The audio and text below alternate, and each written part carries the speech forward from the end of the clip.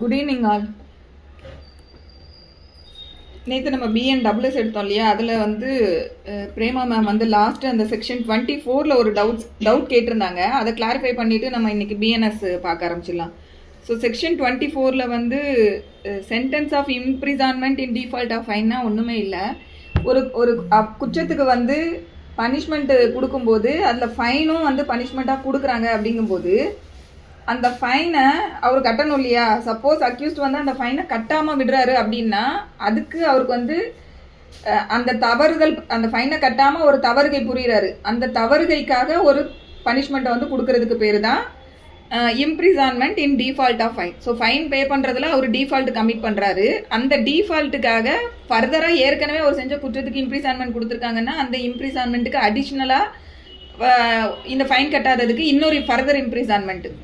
Suppose வெறும் fine மட்டும்தான் impose பண்ணியிருக்காங்க, வேறு வந்து இம்ப்ரிசான்மெண்ட் வந்து பனிஷ்மெண்ட்டில் இல்லை அப்படின்னா அந்த ஃபைனை கட்டலைனாலுமே நான் இந்த ஃபைனை வந்து உங்களுக்கு பனிஷ்மெண்ட்டாக கொடுக்க, இந்த ஃபைனை கட்டலை அப்படின்னா அதுக்கு வந்து ஒரு இம்ப்ரிசான்மெண்ட்டுன்னு கொடுக்கக்கூடியது தான் இந்த செக்ஷன் 24 பிஎன்டபிள்யூஎஸ்ல இருக்கக்கூடிய sentence of imprisonment in default of fine அப்படிங்கிறதுல சொல்கிறாங்க. ஸோ இப்போ இதுக்கு வந்து இது எப்படி எந்த அளவுக்கு இருக்கலாம் அப்படிங்கிறது ஃபர்ஸ்ட் என்ன சொல்கிறாங்கன்னா, the court of a magistrate may award such term of imprisonment in default of payment of fine as is authorized by law.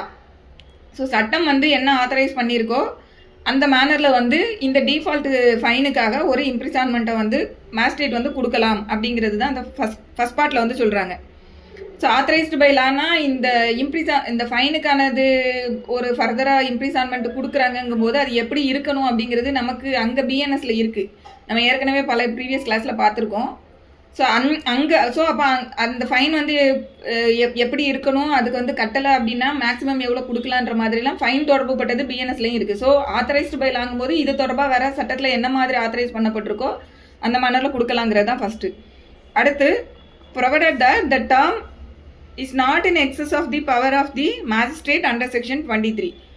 So இங்கே வந்து ஃபைன் கட்டாததுக்கு, ஃபைனை கட்டலைன்னா அந்த தவறுதல் பண்ணினதுக்காக ஒரு பனிஷ்மெண்ட்டுன்னு கொடுக்காங்க. அந்த மாதிரி கொடுக்கக்கூடிய அந்த பனிஷ்மெண்ட்டு செக்ஷன் 23ல மேஜிஸ்ட்ரேட்டுக்கு என்ன பவர் கொடுத்துருக்காங்களோ அந்த பவரை எக்ஸீட் ஆகி போகக்கூடாது அப்படிங்காங்க.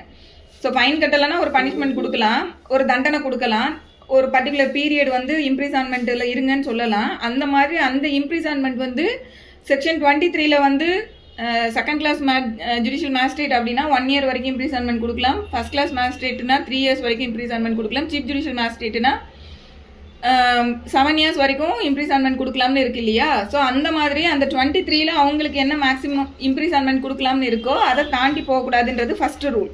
அடுத்து செகண்ட் இல்லை பிஎன்டபிள்யூஎஸ் இது சொல்லிட்டு இருக்கேன் மேம். இது ஒருத்தங்க டவுட் கேட்டிருக்காங்க. ஸோ இந்த ஒரு ப்ரொவிஷன் மட்டும் இதை முடிச்சுட்டு நம்ம பிஎன்எஸ் போயிடலாம்.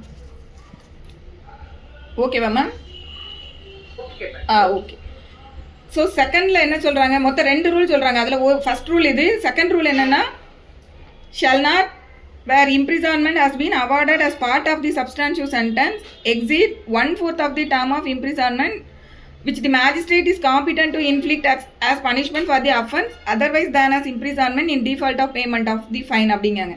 ஸோ இந்த செகண்ட் பார்ட்டில் என்ன அப்படின்னா, இப்போ ஒரு குற்றம் பண்ணியிருக்காங்க அப்படின்னா அந்த குற்றத்துக்கான தண்டனைன்னு ஒன்று கொடுத்துருப்பாங்க. இப்போ தெஃப்ட் கமிட் பண்ணியிருக்காங்கன்னா அந்த திருட்டு பண்ணினதுக்கு ஒரு இம்ப்ரிசான்மெண்ட் கொடுத்துருப்பாங்க இல்லையா. அந்த இம்ப்ரிசான்மெண்ட்டுக்கு பேர் தான் சப்ஸ்டான்சிவ் பனிஷ்மெண்ட் அப்படிங்கிறது. ஸோ சப்ஸ்டான்சிவ் பனிஷ்மெண்ட்டுங்கிறது என்னன்னா, ஆக்சுவலி வாட் தி கிரைம் கமிட்டடோ அதுக்கு ஒரு பனிஷ்மெண்ட் கொடுக்குறாங்க இல்லையா, that is called substantive punishment. ஏன்னா அது சப்ஸ்டான்சிவ் அஃபென்ஸ்ன்னு வரும். ஸோ அந்த சப்ஸ்டான்சிவ் அஃபென்ஸுக்கான பனிஷ்மெண்ட் சப்ஸ்டான்சிவ் பனிஷ்மெண்ட். ஸோ இங்கே என்ன சொல்கிறாங்க அப்படின்னா, இங்கே இப்போ இதில் பேசக்கூடியது வந்து டிஃபால்ட் பனிஷ்மெண்ட்டை பற்றி, ஃபைன் கட்டுறதுல டிஃபால்ட் கமிட் பண்ணுறதுக்காக ஒரு punishment in the nature of imprisonment. அப்போ இந்த டிஃபால்ட்டுக்காக கொடுக்கக்கூடிய பனிஷ்மெண்ட் வந்து எப்படி இருக்கணும் அப்படின்னா, in addition to the substantive punishment அப்படின்னு சொல்கிறாங்க. அப்போ தெஃப்ட்னா அந்த தெஃப்ட்டுக்கு மேக்ஸிமம் எவ்வளோ பனிஷ்மெண்ட் கொடுக்க முடியுமோ அந்த பனிஷ்மெண்ட்டில் 1/4 அளவுக்கு இவர் ஃபைன் கட்டாததுக்கு வந்து பனிஷ்மெண்ட் வந்து மேஜிஸ்ட்ரேட் வந்து கொடுக்க முடியும். அதுதான் நாட் எக்ஸீடிங் 1/4 அப்படின்னு சொல்கிறாங்க.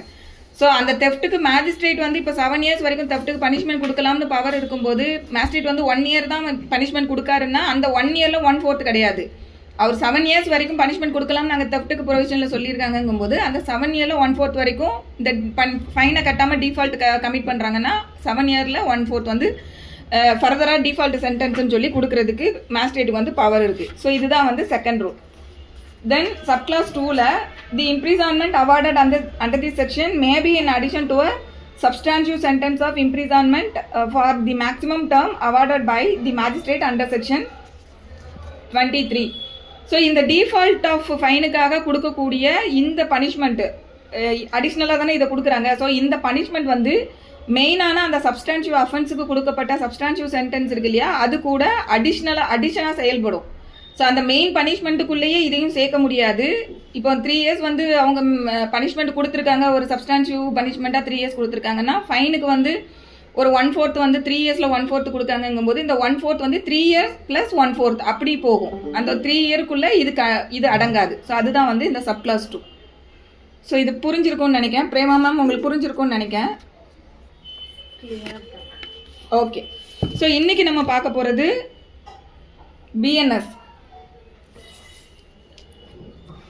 பிஎன்எஸ் வந்து நம்ம செக்ஷன் 17 வரைக்கும் கம்ப்ளீட் பண்ணியிருக்கோம் இல்லையா. இன்றைக்கி நம்ம 18லேருந்து பார்க்க போகிறோம். Section 18 accident in doing lawful act.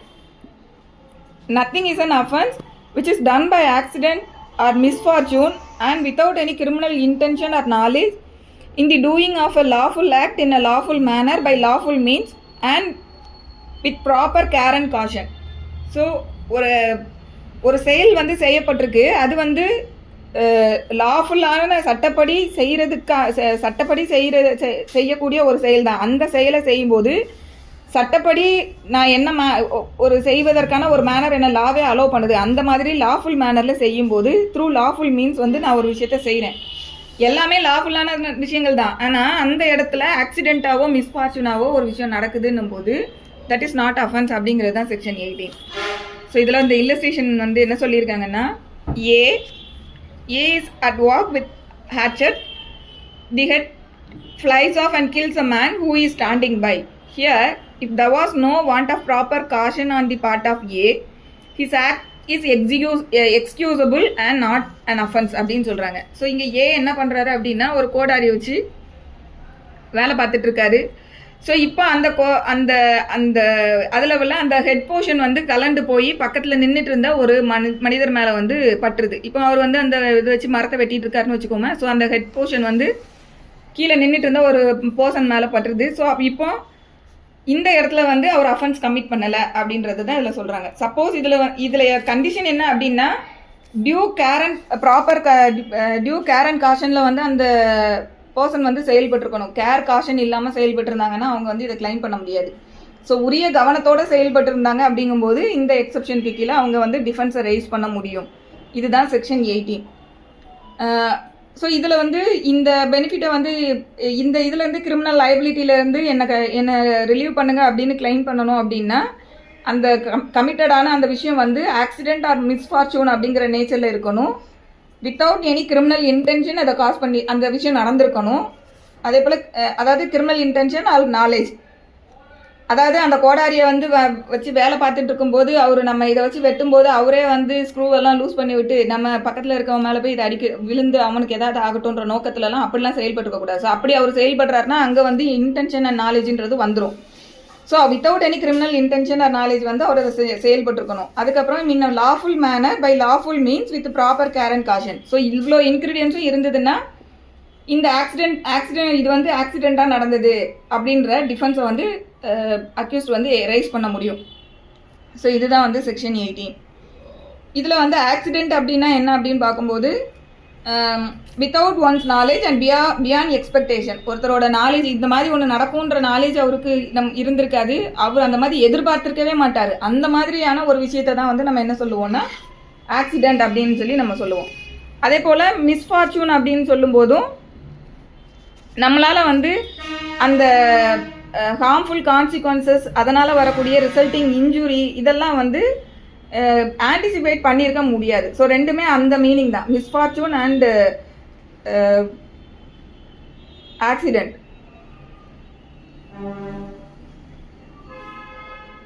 இப்போ இங்கே வந்து நான் முதல்ல சொன்ன மாதிரி lawful act, lawful manner and lawful means இருக்கணும் அப்படின்னு சொல்லி நம்ம சொல்கிறோம் இல்லையா. கேரன் காஷனோட அவங்க செயல்பட்டுருக்கணும். அந்த மாதிரி இல்லாத பட்சத்தில் நம்ம வந்து இதை வந்து கிளைம் பண்ண முடியாது அப்படின்னு. இப்போ உதாரணத்துக்கு வந்து என்ன பண்ணுறாங்க அப்படின்னா,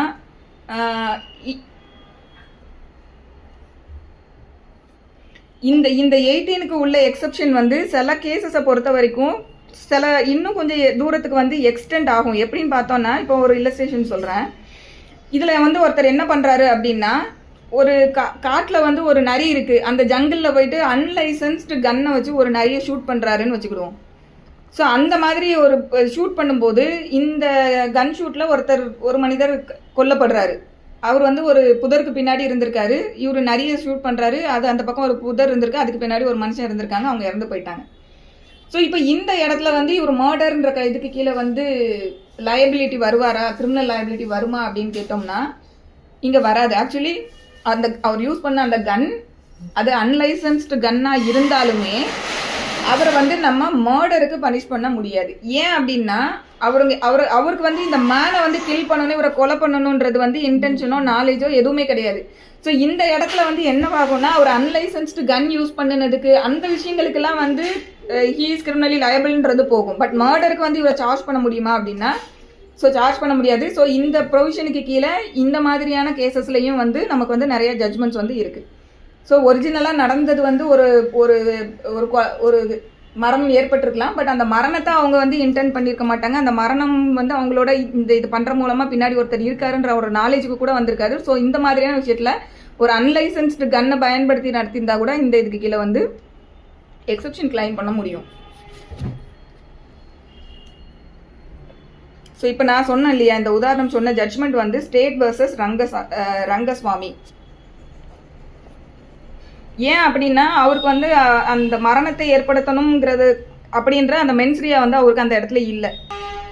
ஏன் அப்படின்னா இந்த கமிட்டட் ஆக்ட் இருக்கு இல்லையா, அந்த கமிட்டட் ஆக்டுக்கும் அதோட ரிசல்ட் ஒன்று வருது இல்லையா, அதாவது இவர் ஷூட் பண்ணுறாருன்னு சொல்லக்கூடிய அந்த இதுக்கும் அதோட ரிசல்ட் வந்து டெத்து காசு ஆகுதுல்ல, இந்த ரெண்டுக்கும் வந்து பார்த்தோம் அப்படின்னா கேஷுவல் கனெக்ஷன் இந்த ரெண்டுக்கும் இருக்காது. அவருக்கு கனெக்ஷன் எங்கன்னா அவர் நிறைய ஷூட் பண்ணணுன்றதுல தான் அவர் பண்ணியிருக்காரு. ஸோ இங்கே வந்து there is no casual connection between the resultant harm and the act in question. So இந்த கேஷுவல் கனெக்ஷன் இல்லாததுனால தான் வந்து இந்த கிரவுண்டை வந்து கொடுக்குறாங்க. ஸோ இதுதான் செக்ஷன் 18. தென் செக்ஷன் 19.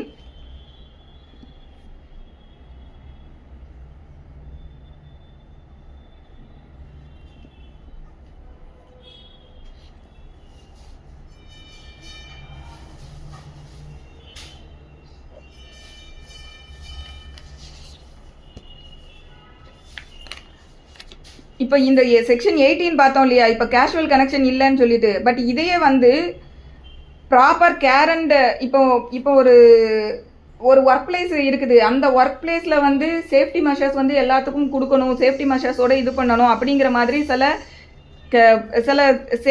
சேஃப்டி ப்ரொசீஜர்ஸ் எல்லாம் ஃபாலோ பண்ணணுன்ற அடாப்ட் பண்ணணுங்கிற மாதிரி சூழ்நிலையில் இருக்கும்போது அங்கே நெக்லிஜென்ட்டாக யாராவது செயல்படுறாங்க அப்படிங்கும்போது அந்த இடத்துலலாம் இதை கிளைம் பண்ண முடியாது. ஸோ இது வந்து பிரித்து பார்க்கணும்.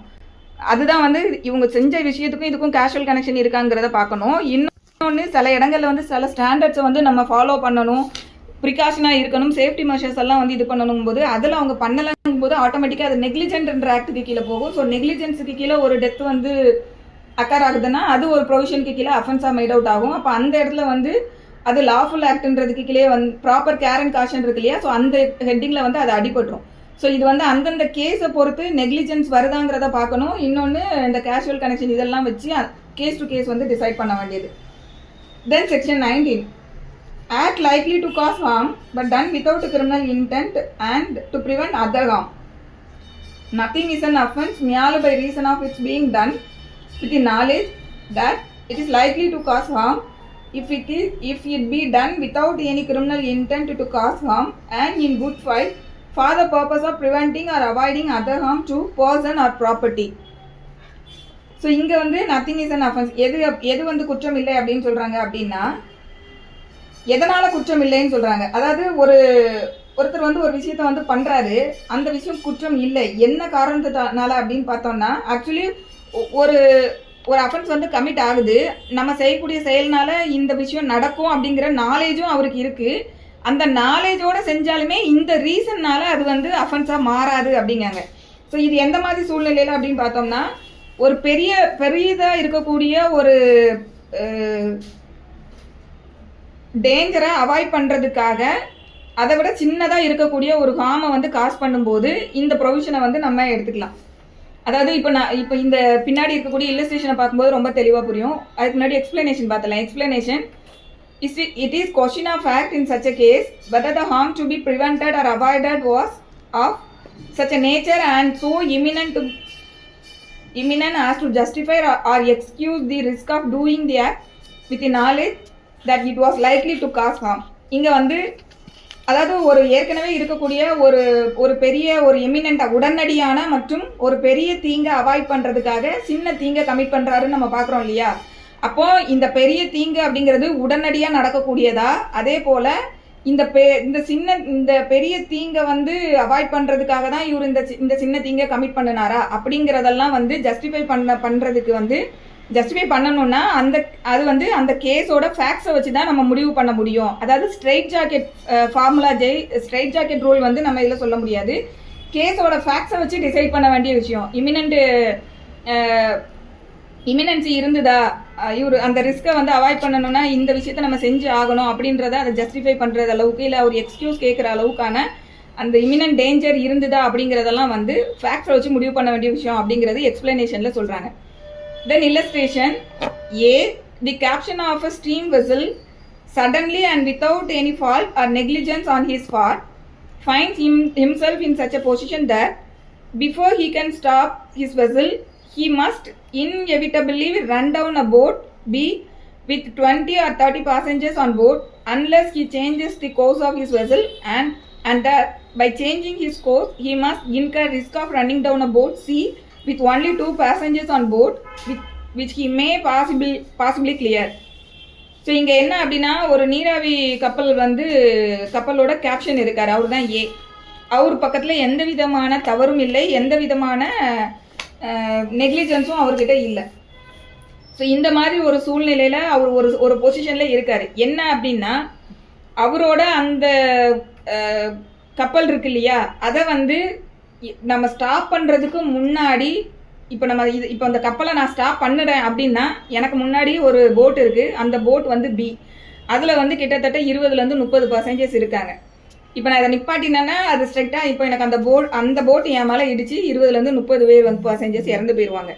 இதுவே நான் அது ஆக்சுவலி அந்த அந்த அந்த ரூட்டு தான் அவர் போக வேண்டிய கோர்ஸ் ஆஃப் ரூட்டு. பட் இதை பண்ணுறதுக்கு நான் இப்போ அந்த கோர்ஸ் ஆஃப் ரூட்டில் நான் போகிறேன் அப்படின்னா இது நடக்கும். ஸோ இதை அவாய்ட் பண்ணுறதுக்காக இப்போ அவர் என்ன பண்ணுறாருன்னா, அவரை கோர்ஸ் ஆஃப் ரூட்டை வந்து அவர் சேஞ்ச் பண்ணுறாரு. அந்த மாதிரி சேஞ்ச் பண்ணும்போது பக்கத்தில் இன்னொரு போட் வருது சி. ஸோ அந்த சியில் வந்து 2 பேசஞ்சர்ஸ் தான் இருக்காங்க. ஸோ இப்போ இந்த சியை வந்து நான் இடிக்கிறதன் மூலமாக இங்கே 2 பேசஞ்சர்ஸ் மட்டும்தான் இறந்து போவாங்க. நான் 20 to 30 பேசஞ்சர்ஸ் இருக்கக்கூடியவங்களை வந்து அவங்களுக்கு ஹார்ம் ஏற்படுத்த முடியாமல் இந்த பெரிய ஹார்மை என்னால் அவாய்ட் பண்ண முடியுன்ற சூழ்நிலையில் இருக்காரு. So here if A alters his course without any intention to run down the boat C of an offense, though he may run down the boat C by doing an act which he knew was likely to cause the effect, if it is found as a manner of fact that the danger which is intended to avoid was such as to excuse him in incurring the risk of running down the boat C. So இங்கே வந்து நல்லா புரிஞ்சுக்கணும், இவருக்கு வந்து நம்ம இந்த பக்கம் நம்மளோட கப்பலை வந்து நம்ம திருப்பிடணும் அப்படின்னா இந்த போட் சியை நம்ம இடிக்கும்போது கண்டிப்பாக இதில் இருக்கக்கூடிய 2 பர்சன்டேஜும் வந்து ஒன்று இறந்து போயிடுவாங்க, இல்லை ஏதோ அவங்களுக்கு வந்து இன்ஜூரி காசு ஆகுங்கிறது அவருக்கு தெரியும். அப்போ இந்த இடத்துல என்ன வருதுன்னா, அவருக்கு நாலேஜ் இருக்குது. ஸோ நம்ம எப்போவுமே கிரிமினல் கேஸ் பொறுத்த வரைக்கும் என்ன பார்க்குறோம், ஒன்று இன்டென்ஷனோட செய்யணும், இல்லை நாலேஜோட செய்யணும், இல்லைன்னா ரீசன் டு பிலீவ் இருக்கணும். 3 விஷயம் பார்க்கும். ஸோ இந்த இடத்துல வந்து இவருக்கு வந்து கொல்லணும்ன்ற டைரக்டாக அவருக்கு இன்டென்ஷன் இல்லை. பட் நம்ம இந்த போட்டை இப்போ நம்ம இங்கே திருப்பினோம்னா இவங்க 2 பேரும் கண்டிப்பாக அடிபடுவாங்க, ஏதோ ஒன்று ஆகும் அப்படிங்கிறது இந்த போட்டை இடிச்சா கண்டிப்பாக இது நடக்குங்கிறது அவருக்கு நாலேஜுக்கு எல்லாருக்குமே தெரியும் இல்லையா. நம்ம பெரிய ஷிப்பை கொண்டு இதில் அடிச்சோம்னா கண்டிப்பாக அதை கான்சிக்வன்சஸ் தான் வரும். அப்போ நாலேஜ் இருக்கு. அப்போ இங்கே லா என்ன சொல்லுதுன்னா, ஒரு நாலேஜோடையே செய்தா கூட இது குற்றம் கிடையாது. ஏன்னா நம்ம வந்து நாலேஜோட செஞ்சா இல்லை இன்டென்ஷனோட செஞ்சா ரீசன் டு பிலீவ் இருந்ததுன்னா அது குற்றம்ங்கிறது தான் ஜென்ரல் ரூல். பட் இந்த ப்ரொவிஷனை பொறுத்த வரைக்கும் வித் நாலேஜ் ஒரு ஆக்ட் கமிட் பண்ணுறாங்க, அந்த கமிட்டட் ஆக்ட் மூலமாக ஒரு இன்ஜுரியோ இல்லை ஒரு இறந்து போகிறாங்க, இல்லை ஒரு ப்ராப்பர்ட்டிக்கு ஏதாவது வந்து ஒரு இன்ஜுரி காசு ஆகுது அப்படின்னா கூட even though it is committed with knowledge it is not an offence அப்படிங்கிறது தான் இந்த இல்லஸ்ட்ரேஷன் அண்ட் செக்ஷனில் வந்து சொல்கிறாங்க. தென் அடுத்த இல்லஸ்ட்ரேஷனில் ஏ in a great fire pulls down house in order to prevent the conflagration from spreading. இங்கே வந்து ஏ வந்து நெருப்பு வந்து ஒரு பில்டிங்கில் எரிஞ்சுக்கிட்டு இருக்குது, அப்போ வந்து அதை வந்து இடித்து தள்ளுறாரு. எதுக்காக அப்படி பண்ணுறாரு அப்படின்னா ஃபர்தராக இந்த நெருப்பு வந்து ஸ்ப்ரெட் ஆகிறத ப்ரிவென்ட் பண்ணணுன்றதுக்காக இதை பண்ணுறாரு. இப்போ he does this with the intention in good faith of saving human life or property. So இவர் எதுக்காக அந்த இதை வந்து இடிக்கிறாரு வீட்டை வந்து இடிக்கிறாருன்னு பார்த்தோம்னா, இப்போ ஏன்னா சில குடிசை வீடுலாம் வந்து லைட்டாக நெருப்பு பட்டால் கூட உடனே பக்கத்தில் இருக்க எல்லா இடமும் ஸ்ப்ரெட் ஆகும். ஸோ அந்த மாதிரி இருக்கும். ஸோ அப்போ இவர் எதுக்கு இதை இடிக்கிறாரு அப்படின்னு பார்த்தோம்னா அந்த நெருப்பு வந்து ஃபர்தராக ஸ்ப்ரெட் ஆகக்கூடாதுன்ற குட் ஃபெய்த்தில் தான் அவர் பண்ணுறாரு. ஸோ அதன் மூலமாக அந்த ப்ராப்பர்ட்டியில் இருக்கக்கூடிய பர்சன்ஸ் அவங்களோட லைஃப் ப்ரொடெக்ட் பண்ண முடியும். ஆஸ் வெல் அஸ் ஃபர்தராக மற்ற ப்ராப்பர்ட்டியும் இதனால் டேமேஜ் ஆகக்கூடாதுன்றதில் அவர் அதை பண்ணுறாரு. ஸோ குட் ஃபெய்த்தில் here if it is be found that the harm to be prevented was of such a nature and so imminent as to excuse A's act. So இப்போ இவர் commit பண்ணின இந்த விஷயம் வந்து அதோட நேச்சர் வந்து அதாவது அந்த நடந்த ஒரு விஷயம் இருக்கு இல்லையா, அந்த நெருப்பு பரவுறதுன்றது அது வந்து இம்மினன்ட் டேஞ்சரான ஒரு விஷயமா இருந்து இவர் அதை இடிச்சதை வந்து ஜஸ்டிஃபை பண்ணுற அளவுக்கு இருந்தது அப்படின்ற பட்சத்தில் அவரும் வந்து இந்த ப்ரொவிஷனுக்கு கீழே பெனிஃபிட்டை வந்து கிளைம் பண்ணலாம். So A is not guilty of the offence. So இந்த மாதிரி சூழ்நிலையில் அவர் இதை செஞ்சுருந்தாருன்னா அவர் கில்ட்டி கிடையாது இந்த இடத்துலையும். ஸோ இதுதான் வந்து செக்ஷன் 19ல் இருக்கக்கூடிய விஷயம். ஸோ இந்த ப்ரொவிஷனுக்கு பின்னாடி இருக்கக்கூடியது என்னன்னு பார்த்தோம்னா compelling circumstances forced by necessity. So இதுதான் இந்த ப்ரொவிஷனுக்கு பின்னாடி இருக்கக்கூடிய ஒரு ஆப்ஜெக்ட். என்னன்னா அதாவது அந்த சிச்சுவேஷன் வந்து கம்பல் பண்ணுது, நம்மளை ஒரு நெசசிட்டிக்காக இதை பண்ணுன்னு சொல்லி கம்பல் பண்ணுது. So it is compelling circumstances forced by necessity. So இதில் இருக்கக்கூடிய பிரின்சிபல் வந்து நெசசிட்டி பிரின்சிபல். அதுதான் இதில் அதாவது ரெண்டு தீங்கில் ஏதாவது ஒரு தீங்கை நம்ம அவாய்ட் பண்ணணும் அப்படிங்கிற ஒரு சூழ்நிலையில் செயல்படுறது. ஸோ இதில் ஒரு லாட்டின் மேக்ஸிம் இருக்குது, எழுதிக்கோங்க. குவாட் நெசசிட்டாஸ் நான் ஹேபட் லெகம் QUOD. குவாட் நெசசிட்டஸ் QUOD NECESSITAS. நெசசிட்டாஸ் குவாட் நெசசிட்டாஸ் நான் ஹேபட் NON நான் ஹேபட் HABET நான் ஹேபட் லீகம் LEEGEM நான் ஹேபட் லீஜம். இதோட மீனிங் என்னன்னா நெசசிட்டி நோஸ் நோ லா. தேவை சட்டம் அறியாது அப்படிங்கிறது. நெசசிட்டி நோஸ் நோ லா.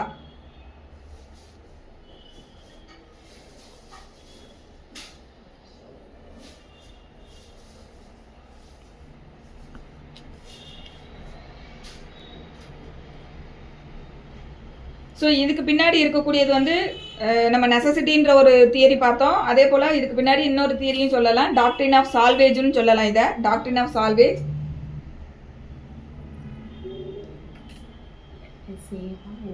SALVAGE.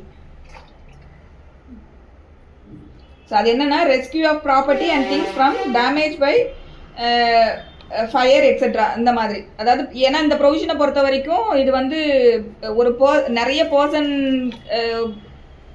நிறைய பர்சன்ஸை காப்பாற்றுறதுக்கு ஒரு ஒரு ஒரு அதை விட கம்மியான பர்சன்ஸுக்கு வந்து நான் இன்ஜுரி காஸ் பண்ணுறேன்னு சொன்னாலும் வரும்.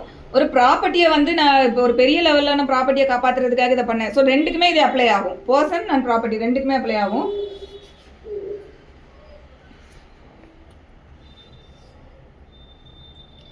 So in the section வந்து this section justifies the doing of a lesser evil in order to avert a greater evil.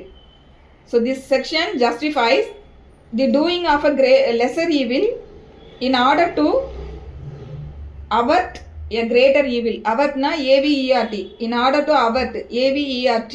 Avert a greater evil. சரி, இப்போ இந்த பிரின்சிபல் வந்து ரெண்டு இடத்துல நம்ம அப்ளை பண்ண முடியும். டூ கைண்ட்ஸாக வந்து சொல்ல முடியும். ஒன்று வந்து necessity which is of a private nature. Necessity which is of private nature தான் வந்து நம்ம ப்ரைவேட் டிஃபென்ஸில் வந்து எடுப்போம் இல்லையா, ஸோ அந்த மாதிரி இதில். இன்னொன்று வந்து necessity which relates to public justice and safety. So இந்த ரெண்டு க்ரைட்டீரியாவுக்கு கீழே நமக்கு நெசசிட்டி வந்து ஹோமிசைடு வரைக்கும் வந்து நம்மளை பர்மிட் பண்ணும். ஸோ இப்போ necessity which is of private nature and necessity which relates to public justice and safety. So இந்த ரெண்டு இதுக்கு கீழே வந்து நம்ம இதை பண்ண முடியும். இப்போ இதில் நமக்கு ஒரு டவுட் வரும், என்ன அப்படின்னா, அப்போனா என்னை காப்பாற்றிக்கிறதுக்கு நான் இன்னொரு மேனை வந்து என்ன வேணால் பண்ணலாமா அப்படின்னா, அதை வந்து இந்த லா பெர்மிட் பண்ணலை, இந்த ப்ரொவிஷன் அதை பெர்மிட் பண்ணலை. அதை வந்து நம்ம தெளிவாக புரிஞ்சுக்கணும். அது என்ன கான்செப்ட் அப்படின்னா, ஒரு மனிதரோட வாழ்க்கை இன்னொரு மனிதரோட வாழ்க்கையோட உயர்ந்தது அப்படின்னு சட்டம் எங்கேயுமே சொல்ல கிடையாது. ஸோ இந்த இடத்துல இவனை கொல்லலைன்னா நான் வந்து என்ன காப்பாற்றிருக்க முடியாது, அந்த இடத்துல வந்து லா வந்து இதை அலோவ் பண்ணலை. ஸோ கிரேட்டர் ஈவில் அவாய்ட் பண்ணுறதுக்காக லெசர் ஈவில் கமிட் பண்ணுறதுக்கு இதை பெர்மிட் பண்ணுது. பட் என்ன காப்பாற்றிக்கிறதுக்காக அப்படிங்கும்போது செல்ஃப் டிஃபென்ஸில் சில எக்ஸப்ஷன்ஸ் வரும். அதாவது செல்ஃப் டிஃபென்ஸ் வந்து நம்ம பின்னாடி பார்க்க போகிறோம் இல்லையா, அந்த செல்ஃப் டிஃபென்ஸ்க்குள்ளே உள்ள சர்க்கம்ஸ்டான்சஸ் வரும்போது நம்ம இன்னொருத்தவங்களோட லைஃப்பை எடுக்கிற வரைக்கும் போகலாம். பட் இன் ஜென்ரல் வந்து செல்ஃப் டிஃபென்ஸ்க்கான ஒரு சூழ்நிலை எதுவுமே இல்லாத பட்சத்தில் ஜென்ரலாக ரெண்டு பேர் ஒரு இடத்துல எங்கேயோ ஒரு சர்க்கம்ஸ்டான்சஸில் மாட்டிக்கிட்டாங்க. ஒரு பர்சனால இன்னொரு பர்சனுக்கு எந்த விதமான ஆபத்தோ எதுவுமே இல்லை. ஆனால் பட் ரெண்டு பேரும் ஏதோ ஒரு ஈவில்ல சிக்கிக்கிட்டாங்க. இன்னொரு மேனுக்கு நடுவில் எந்த விதமான பிரச்சனையும் இல்லை. இந்த மாதிரி சூழ்நிலையில இந்த ஒரு பர்சன் வந்து இன்னொருத்தனை கொண்டுட்டா நான் இந்த ஈவில்ல இருந்து வெளியில போயிடுவேன், இந்த ப்ரொவிஷன் வந்து அலோவ் பண்ணாது. இதை வந்து நம்ம புரிஞ்சுக்கணும்.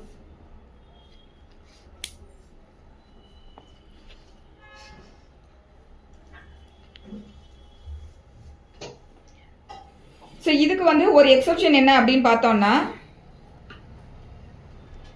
Mothers life to be saved over a child in the womb. குழந்தை வந்து வயிற்றுல இருக்கக்கூடிய குழந்தைய வந்து அபார்ட் பண்ணுறோம் இல்லையா, ஸோ அது வந்து இதில் ஒரு எக்ஸப்ஷன். என்ன இதில் அப்படின்னா, இந்த இடத்துல வந்து மதரோட லைஃப்பை சேவ் பண்ணணும் அப்படின்னா குழந்தைய வந்து நம்ம, ஏன்னா இந்த இடத்துல ஒரு பர்சனை காப்பாற்றுறதுக்கு இன்னொரு பர்சனை வந்து நம்ம வந்து டேஞ்சரில் விடுறோம். ஸோ இந்த இடத்துல மட்டும் இது ஜஸ்டிஃபை ஆகுது. So mother's life to be saved over a child in the womb. So இந்த இடத்துல மட்டும் இதை வந்து எக்ஸெப்ட் ஆகும். ஸோ இந்த செக்ஷன் 19 பொறுத்த வரைக்கும் ஃபேமஸான கேஸில் எல்லாத்துக்குமே தெரிஞ்சிருக்கும், Queen versus Dudley and Stephen's.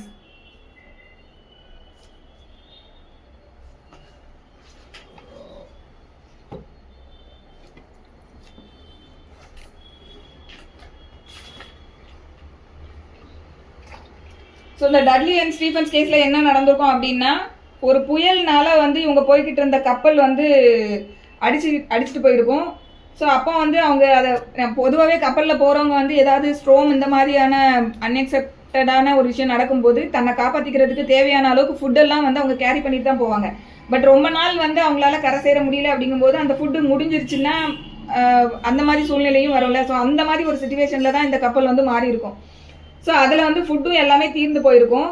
இப்போ ஒரு 18 நாள் கிட்ட அவங்க வந்து அந்த இதில் இருந்திருப்பாங்க, ஃபுட் எல்லாமே காலி ஆகிருக்கும். அதுக்கப்புறமா இந்த டட்லி அண்ட் ஸ்டீஃபன் இருக்காங்க இல்லையா, இவங்க என்ன பண்ணுவாங்க அப்படின்னா, அந்த கப்பலில் உள்ள கேபின் பாய் ஒருத்தர் இருப்பார், அவரை வந்து இதுக்கு மேலே நம்ம சாப்பிடாம இருந்தோம்னா நம்ம காப்பாற்றிக்க முடியாதுன்னு சொல்லிட்டு இந்த பாயை கொன்று 2 பேரும் சாப்பிடுவாங்க.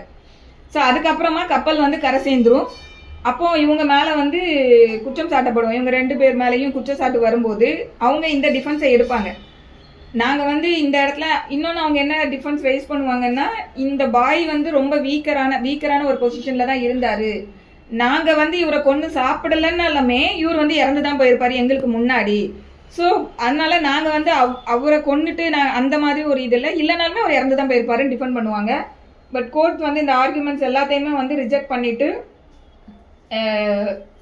ஹோமிசைடுக்கு வந்து சார்ஜ் பண்ணியிருப்பாங்க. ஸோ அப்போ தான் இந்த பிரின்சிபல்லாம் சொல்கிறாங்க, இந்த மாதிரி உங்களோட லைஃப்பை வந்து காப்பாற்றிக்கிடணும் அப்படின்றதுக்காக அந்த ஆப்போசிட் பார்ட்டி உங்களுக்கு அகெயின்ஸ்டாக எந்த விதமான அஃபண்டும் பண்ணலைன்ற பட்சத்தில் அவங்கள போய் கொல்றது அப்படிங்கிறதெல்லாம் ஒருத்தரோட லைஃப் இன்னொருத்தரோட லைஃப் மேம்பட்டது இல்லை அப்படின்ற மாதிரி இதில் சொல்லியிருப்பாங்க. ஸோ இந்த டட்லி அண்ட் ஸ்டீஃபன்ஸ் கேஸ் நம்ம வந்து section 20 act of a child under 7 years of age.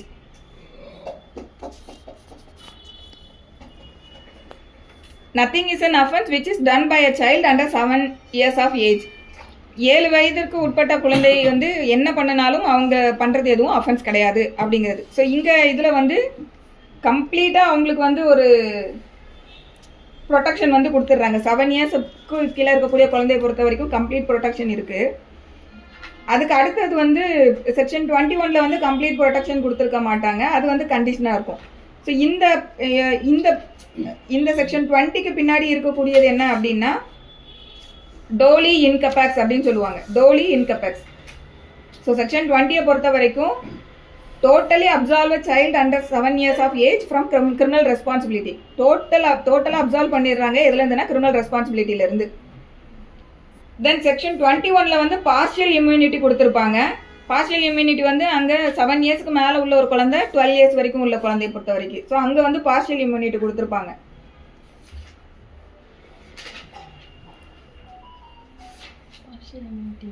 Partial immunity section 21 7 years to 12 years, above 7 years to 12 years. So டோலி இன்கபேக்ஸ் அப்படிங்கிற லாட்டின் வேர்டு வந்து இதில் எழுதிக்கோங்க. ஸோ இப்போ இதில் என்ன சொல்கிறாங்க, child under 7 years of age cannot form the necessary intention to constitute a crime அப்படின்னு சொல்கிறாங்க. ஒரு 7 வயதுக்கு கீழே இருக்கக்கூடிய குழந்தைய பொறுத்த வரைக்கும் அவங்களால ஒரு கிரைமை கமிட் பண்ணுறதுக்கான ஒரு மென்ஸ்ரியாவையே முதல்ல கான்ஸ்டிடியூட்டே பண்ண முடியாது அப்படிங்கிறது தான் இந்த இதில் இருக்கக்கூடிய பிரின்சிபல். ஸோ குழந்தை வந்து 7 வயதுக்கு உட்பட்ட குழந்தைன்றத ஃபேக்ட்ஸை வந்து ப்ரூவ் பண்ணிட்டாங்க அப்படின்னாலே இப்சோ ஃபேக்டா அதை இம்மீடியட்டாக எடுத்துக்கிட்டு 7 வயதுக்கு கீழே உள்ள குழந்தை பண்ணுற எதுவும் அஃபென்ஸ் இல்லை. இப்சோ ஃபேக்டா பார்த்த உடனே அப்படின்ற அந்த இதில் வந்து இப்சோ ஃபேக்டா வந்து இதை நம்ம எடுத்துக்கிடணும். ப்ராசிக்யூஷன் கேஸ் வந்து இப்சோ ஃபேக்டாவே அதை ஆன்சர் பண்ணும். அடுத்து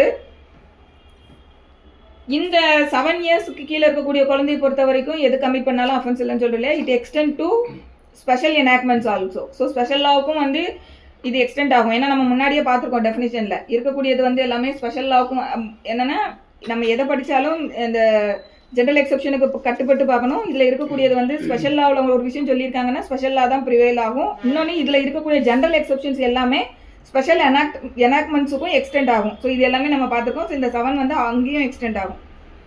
தென் நெக்ஸ்ட்டு செக்ஷன் 21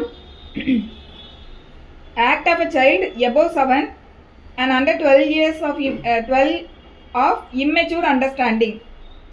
ஸோ இந்த 7 to 12 பொறுத்த வரைக்கும் ஒரு டெஸ்ட் இருக்குது. அதுதான் இங்கே nothing is an offence which is done by a child above 7 years of age and under 12 years of age who has not attained sufficient maturity of understanding to judge the nature and consequences of his conduct on that occasion. So above 7 years below above 7 years 12 years வரைக்கும் இருக்கக்கூடிய குழந்தையை பொறுத்த வரைக்கும் அவங்க செய்யக்கூடிய செயல் இருக்கு இல்லையா, ஸோ அதோட நேச்சர் அண்ட் கான்சிக்வன்சஸை அவங்களால புரிஞ்சிக்க முடியாத அளவுக்கு மெச்சூரிட்டி இல்லாமல் இருந்திருக்கணும். அப்படி இருந்தாங்கன்னா மட்டும்தான் அவங்க இந்த ப்ரொவிஷனுக்கு கீழே வந்து பண்ணுறது அஃபென்ஸ் கிடையாது அப்படின்னு சொல்லி வரும். ஸோ இந்த செக்ஷன் 21 பொறுத்த வரைக்கும் நம்ம குவாலிஃபைடு இம்யூனிட்டி அப்படின்னு சொல்லலாம்.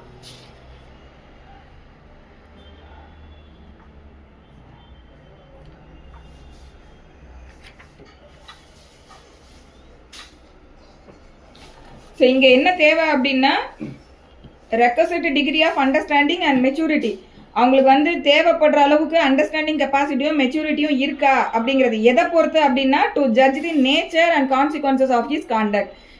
அவங்க செய்யக்கூடிய செயல்களை பொறுத்த வரைக்கும் அதோட செயலோட நேச்சர் அதோட விளைவு இதை வந்து அவங்களுக்கு புரிஞ்சிக்கக்கூடிய அளவுக்கான அண்டர்ஸ்டாண்டிங் கெப்பாசிட்டி அண்ட் மெச்சூரிட்டி இருக்கா அப்படிங்கிறது test. So requisite degree of understanding and maturity to judge the nature and consequences of his கான்டக்ட்ன்றது தான் இதில் தேவை. அடுத்து ஸோ அது இல்லை அப்படிங்கும்போது அவங்க கிரிமினல் ரெஸ்பான்சிபிலிட்டியிலேருந்து எக்ஸம்ட் ஆவாங்க. ஸோ இந்த 20 and 21க்கு பின்னாடி இருக்கக்கூடிய பிரின்சிபல் என்ன அப்படின்னா younger the child in age the lesser the probability of being corrupt. The younger the child in age, அதாவது ரொம்ப சைல்டு வந்து ரொம்ப யங்காக இருக்காங்க அப்படிங்கும்போது the lesser the probability of being corrupt, அவங்க வந்து கரப்ட் ஆகுறதுங்கிறது ரொம்ப லெஸ்ஸாக தான் இருக்கும் அப்படின்றது தான் அந்த principle. The younger the child in age the lesser the probability of corrupt.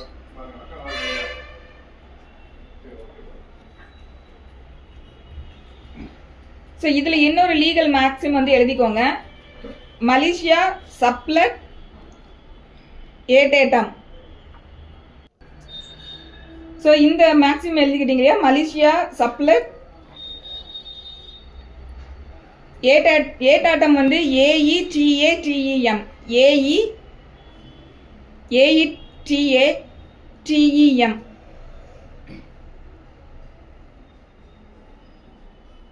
இதோட மீனிங் என்ன அப்படின்னா, malice makes up for age. malice MALICE, அதாவது criminal intend. MALICE, malice makes up for age. வயது கூட கூட தான் அவங்களுக்கு வந்து அந்த மலிஸ் இன்டென்ஷன், அதாவது மென்ஸ்ரியா அப்படிங்கிறதும் வந்து அதுக்கப்புறம் தான் வரும். அப்போ தான் வந்து அவங்க கரப்டாக ஆரம்பிப்பாங்க அப்படிங்கிறது இந்த லாட்டின் மேக்ஸிமோட meaning. malice makes up for age அப்படின்றது.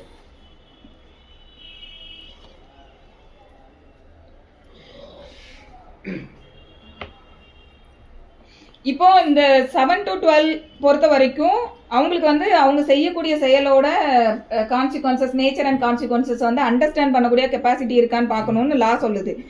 இதை எப்படி டெஸ்ட் பண்ணுவாங்க அப்படின்னா, இந்த மெச்சூரிட்டி ஆஃப் அண்டர்ஸ்டாண்டிங்கை வந்து இன்ஃபர் தான் பண்ணும் கோர்ட். இன்ஃபர்னா யூகிக்கிறது. கோர்ட்டாக வந்து யூகிக்க முடியும். எதை வச்சு அவங்க இன்ஃபர் பண்ணுவாங்க அப்படின்னு பார்த்தோம்னா, அந்த குழந்தை அந்த ஒரு விஷயத்தை கமிட் பண்ணுறாங்க இல்லையா, அந்த நேச்சர் ஆஃப் ஆக்ட், அதுக்கப்புறமா வந்து அந்த ஆக்டை வந்து கமிட் பண்ணினதுக்கு அப்புறமா அவங்களோட சப்சிக்வெண்ட் கான்டாக்ட் என்ன அப்படிங்கிறது, அதை தாண்டி மற்ற அலைடு ஃபேக்டர்ஸ் இது எல்லாம் வச்சு, ப்ளஸ் அவங்களோட பிஹேவியர், அதே போல் அவங்களோட அப்பியரன்ஸ் இன் கோர்ட்.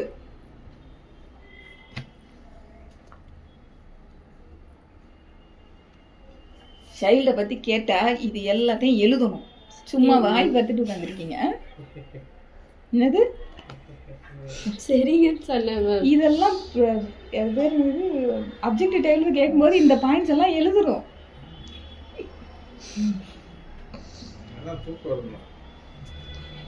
ஸோ இது வந்து இது புரிஞ்சதில்ல. இதை எப்படி வந்து அவங்க அண்டர்ஸ்டாண்டிங் இருக்கா, மெச்சூரிட்டி இருக்காங்கிறது எப்படி அவங்க கோர்ட் வந்து கன்க்ளூஷனுக்கு வருவாங்க அப்படின்னா, இதெல்லாம் வந்து பார்த்து அந்த கேஸை பொறுத்த வரைக்கும் அந்த கேஸில் இருக்கக்கூடிய அவைலபிள் மெட்டீரியல்ஸ் இருக்கும் இல்லையா, எவிடன்சஸ், அவைலபிள் மெட்டீரியல்ஸ், அதை வச்சு கோர்ட் இன்ஃபர் தான் பண்ண முடியும். ஸோ அந்த இன்ஃபர் பண்ணுறது என்ன ஃபேக்ட்ஸ் எல்லாம் கன்சிடரேஷனுக்கு எடுத்து பண்ணுவாங்க அப்படின்னா, அந்த குழந்தையோட என்ன ஆக்ட் அவங்க கமிட் பண்ணாங்களோ அந்த நேச்சர் ஆஃப் கமிட்டட் ஆக்ட், அதுக்கப்புறம் subsequent contact and other allied ஃபேக்டர்ஸ்ன்னு சொல்லும்போது அவங்களோட பிஹேவியர்ஸு, அதுக்கப்புறம் அவங்களோட contact and appearance in court. So இது எல்லாம் வச்சு டிசைட் பண்ண வேண்டிய விஷயம் இது.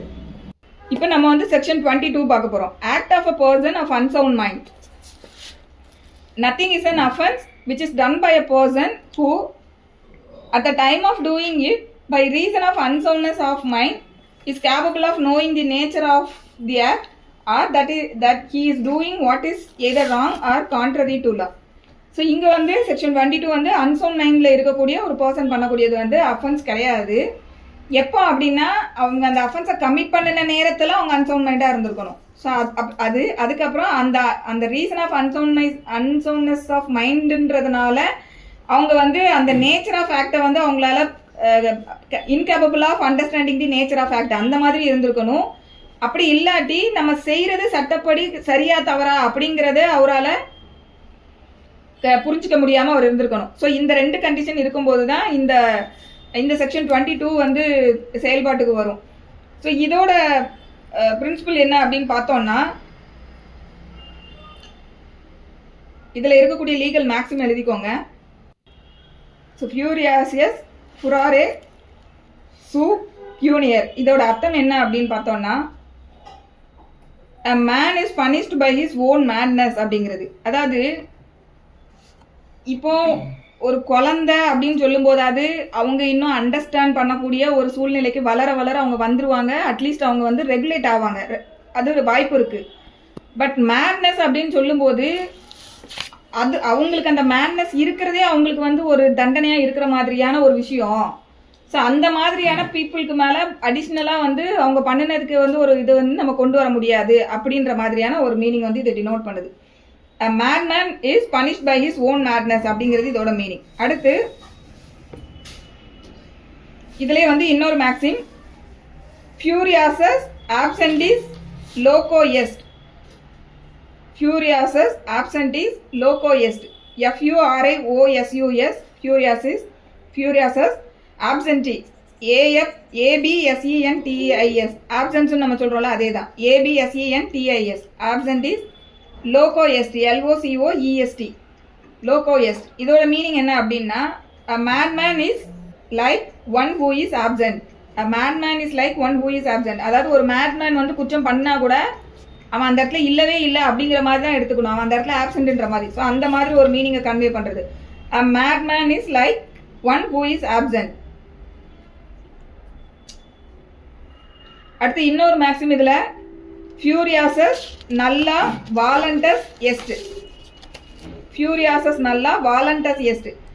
NULLA நல்லா வந்து NULLA, தென் வாலண்டாஸ் வந்து VOLUNTAS, VOLUNTAS, வாலண்டாஸ் எஸ்ட், EST. இதோட மீனிங் என்னன்னா, a madman has no will. A madman has no will.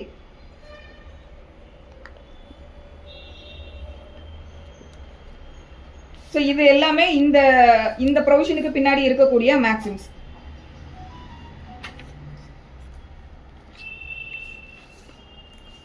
So இதில்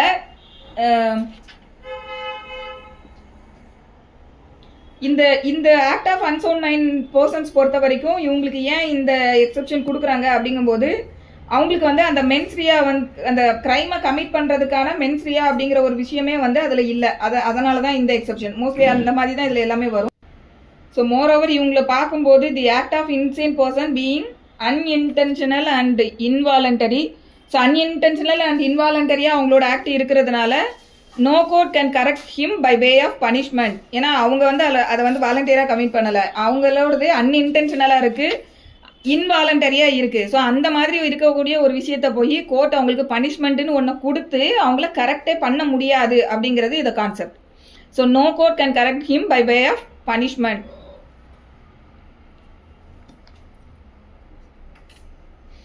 ஸோ இதில் மெக்னாட்டன் கேஸ் வந்து ரொம்ப முக்கியமான இந்த இதில் வந்து நான் கம்போஸ் மென்டிஸ் அந்த ஒரு மேக்ஸிமே எழுதிக்கோங்க. நான் கம்போஸ் மென்டிஸ் செக்ஷன் 22க்கு ஏற்கனவே ஒரு 3 மேக்ஸிம் சொன்னோம் இல்லையா, அதோட இது நான் கம்போஸ் மென்டிஸ் அப்படின்னா ஒன்றுமே இல்லை, not of sound mind. Sound மைண்டில் இல்லாத பர்சன், அதான் அதுக்கு meaning, not of sound mind. So section 22 பார்க்கும்போது மெக்னாட்டன்ஸ் கேஸ் வந்து மோஸ்ட்லி எல்லாத்துக்கும் தெரிஞ்சிருக்கும். அதில் வந்து மெக்னாட்டன்ஸ் கேஸில் வந்து ரைட் அண்ட் ராங் டெஸ்ட் அப்படிங்கிற டெஸ்ட்டை வந்து அதில் சொல்லியிருப்பாங்க, right and wrong test. So M'Naghten's கேஸில் என்ன சொல்கிறாங்க அப்படின்னா, ஒரு பர்சன் வந்து அன்சவுண்ட்னஸ்னால தான் ஒரு விஷயத்தை கமிட் பண்ணினாரா அப்படிங்கிறத டிசைட் பண்ணுறதுக்கு 2 விஷயம் பார்க்கணும் அப்படிங்காங்க. First, the accused was incapable of knowing the nature of act. Accused வந்து தான் செய்யக்கூடிய செயலையே வந்து அதோட நேச்சரையே வந்து அவரால் இன்கேபபிளாக இருக்கணும். Incapable of knowing the nature of act, தான் செய்யக்கூடிய செயலின் தன்மையையே வந்து உணர முடியாத அளவுக்கு அவர் இருக்கணும். அது அடுத்து, that the accused was precluded by reason of unsoundness of mind from understanding that what he was doing was either wrong or contrary to law. So இவர் வந்து அவரோட அன்சவுண்ட்னஸ்னால ப்ரிவென்ட் பண்ணப்படுறாரு.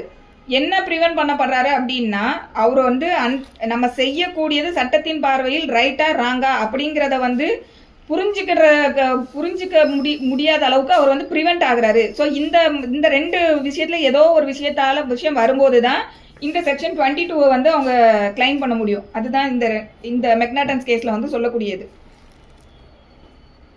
இப்போ உதாரணத்துக்கு ஃபர்ஸ்ட் சொன்னோம் இல்லையா, the accused was incapable of knowing the nature of the ஆக்ட்னு சொன்னோம் இல்லையா. இப்போ இதுக்கு ஒரு இல்லஸ்ட்ரேஷன் சொல்கிறேன்.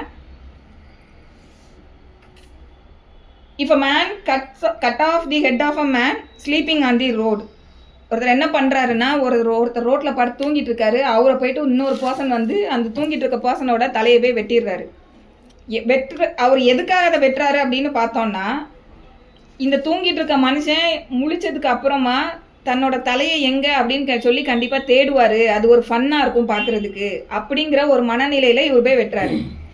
அப்ப இந்த இடத்துல இந்த தலையை வெட்டக்கூடிய பர்சன் வந்து எந்த கேட்டகரிக்கு கீழே வராருன்னா, incapable of knowing the nature of act. அவருக்கு வந்து நம்ம என்ன செய்யறோனே அவருக்கு தெரியல. ஆக்சுவலி அது வந்து சட்டத்துல ரைட் ஆறாங்க அந்த மாதிரியான ஒரு அந்த ஸ்டேஜுக்குள்ள கூட அவர் போகல. தன் செய்யக்கூடிய செயலோட தன்மையே அவருக்கு புரியல. ஒருத்தர் தூங்கிட்டு இருக்காரு, ஒரு தலையை வெட்டினோம்னா இவர் காலையில எழும்பி இந்த தலையை எங்கன்னு தேடும் போது அது பார்க்க ஃபன்னா இருக்கும் அப்படின்னு நினைச்சு அவர் வெட்டுறாரு. ஸோ அந்த அளவுக்கான ஒரு மென்டல் அன்சவுண்ட்னஸ்ல அவர் இருக்காரு. ஸோ இப்போ வந்து ஆக்சுவலி அவருக்கு வந்து இது வந்து ஒரு ஃபன், அவர் வந்து ஃபன்னா இருக்கும்னு நினச்சி தான் பண்றாரு இல்லையா. அப்போ இந்த இடத்துல அவருக்கு ஃபன்னுனா என்னன்றதே முதல்ல அதுவே தெரியல. ஸோ அந்த அளவுக்கான ஒரு ஒரு ஒரு நேச்சர், தன்னோட கமிட்டட் ஆக்டோட நேச்சர் தெரியாம இருக்காரு. ஸோ இது வந்து இந்த மாதிரி இருக்கக்கூடியதெல்லாம் இந்த ஃபர்ஸ்ட் பார்ட்ல வரும். செகண்ட் பார்ட்ல என்ன சொல்றாங்கன்னா, that accused was precluded by reason of unsoundness of mind from understanding that what he was doing was either wrong or contrary to law அப்படின்னு சொல்றாங்க இல்லையா. ஸோ இங்க வந்து இந்த இடத்துல இவரோட அன்சவுண்ட்னஸ் ஆஃப் மைண்ட் எப்படி இருக்கு அப்படின்னா, நம்ம செய்யறது சட்டத்தின் பார்வையில ரைட் ஆறாங்க அப்படிங்கிறத கூட அவரால் புரிஞ்சுக்க முடியாத அளவுக்கு ஒரு அண்டர்ஸ்டாண்டிங்ல இருக்கார்.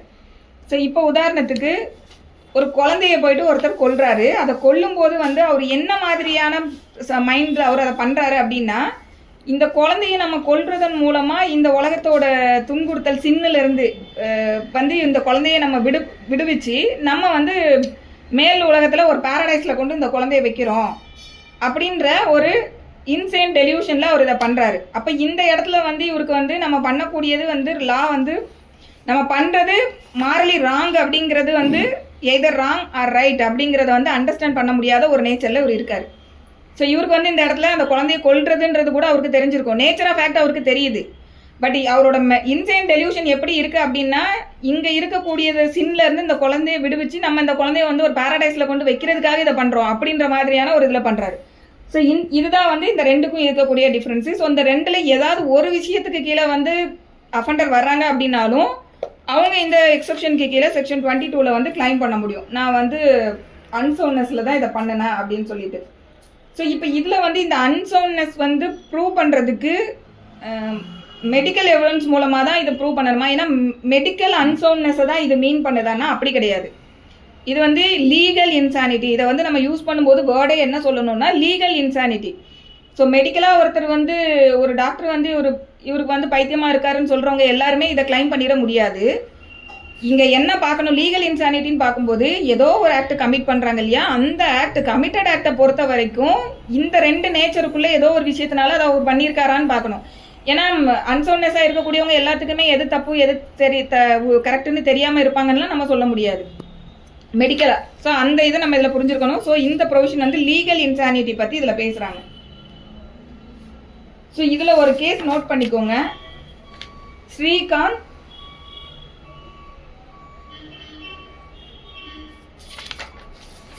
Bhosale versus state of Maharashtra. Shrikant Bhosle versus state of Maharashtra கேஸில் ஃபேக்ட்ஸ் என்ன அப்படின்னு பார்த்தோம்னா, ஒரு கான்ஸ்டபிள் அவரோட ஒய்ஃபை வந்து மர்டர் பண்ணிடுவார். என்ன கண்டிஷனில் அவர் பண்ணுவார் அப்படின்னா அன்சவுண்ட்னஸ் ஆஃப் மைண்டில் தான் பண்ணுவார். இந்த கேஸோட ஃபேக்ட்ஸ் எப்படி இருந்திருக்கும் அப்படின்னா, இந்த அக்யூஸ்ட் இருக்காங்க இல்லையா, அவரோட ஃபாதரும் ஏற்கனவே அன்சவுண்ட்னஸ் மைண்ட்னால பாதிக்கப்பட்டு அந்த ஹிஸ்ட்ரியே அவங்க ஃபேமிலி ஹிஸ்ட்ரியிலேயே வந்து இது இருந்திருக்கும். ஸோ அந்த மாதிரி இவருக்கும் அந்த ஹிஸ்ட்ரி இருந்திருக்கும். இவர் வந்து ரொம்ப கண்டினியூஸ் ட்ரீட்மெண்ட் வந்து